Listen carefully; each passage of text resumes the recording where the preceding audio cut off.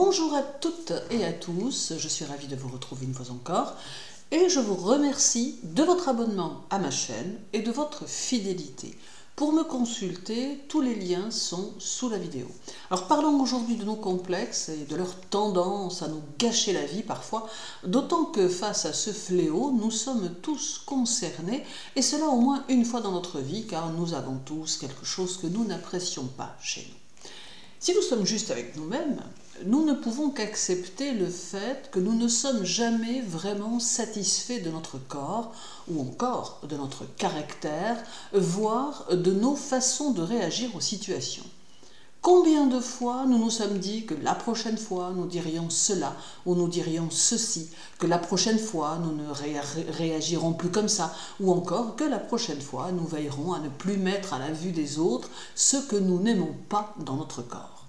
Toutefois, il est nécessaire de faire attention ici à ce que cela ne devienne pas non plus une habitude, car autrement, nous serions en dévalorisation perpétuelle, ce qui, en fait, ne reflète pas du tout la réalité de ce que nous sommes.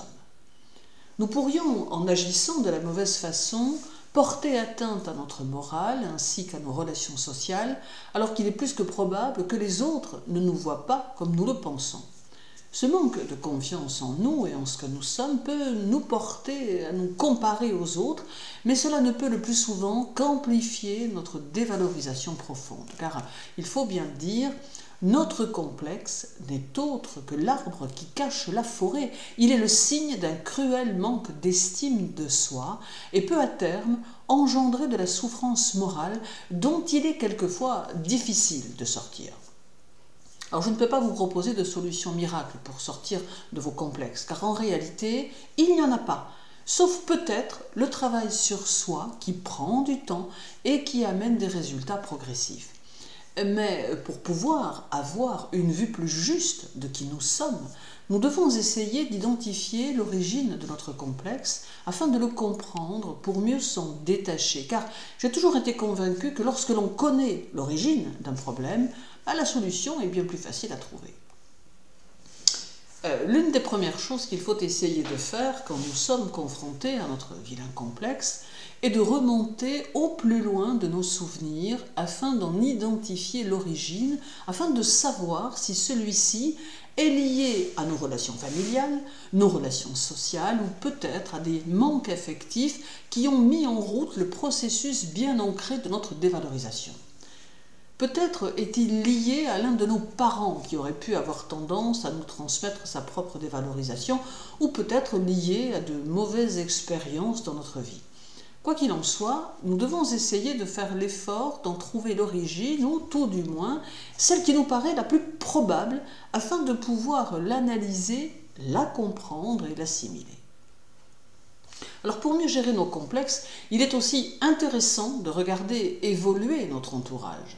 Comme je vous l'ai déjà dit, tout le monde a des complexes. Et à y regarder d'un peu plus près, vous pourrez vous apercevoir que les autres sont comme vous, qu'ils vivent avec leurs complexes et que parfois, ils n'arrivent pas plus que vous à les dépasser. Ceci étant dit, il vous sera plus facile de parler de vos complexes si vous prenez conscience que les autres sont comme vous, car il est dommage de s'isoler ou de se couper des autres parce que l'on focalise sur nos complexes. Ne focalisez donc pas sur ce que vous n'aimez pas chez vous, car vous allez avoir tendance à ne plus voir que ça, et tendance à occulter ce que vous êtes vraiment, tendance à laisser de côté ce que vous dit la réalité, et tendance à ne pas vouloir le regard des autres, surtout si celui-ci est bienveillant et objectif. Car vous serez d'accord avec moi pour reconnaître que lorsque nous n'aimons pas quelque chose chez nous, eh bien il devient le centre de nos priorités, et cela, bien sûr, au détriment de la réalité. Alors finalement, peut-être que la meilleure technique pour accepter nos complexes est encore de les assumer. Car en assumant ce que vous n'aimez pas chez vous, eh bien vous apprendrez à vivre avec et à l'insérer dans votre quotidien pour finalement finir par l'occulter complètement, car vous vous rendrez compte qu'en réalité, personne ne le remarque et qu'en somme, il reste votre complexe.